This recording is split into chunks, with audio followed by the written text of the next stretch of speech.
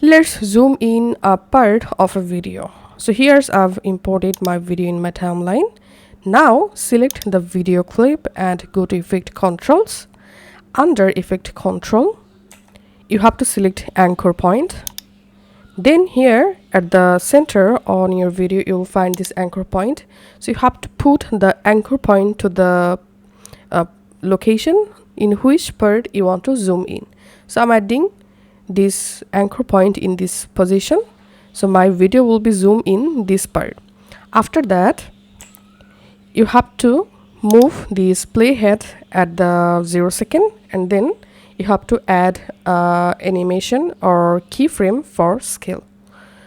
And after that, you have to move the playhead at the point from which point you want to zoom in the video. So I want to zoom in the video in 3 seconds. So after selecting the 3 seconds using this playhead, all you have to need again add a keyframe for scale. And this time you have to change the scale value to anything. I'm adding 200%. And now if I play the video, as you can see, the video is zooming in this part.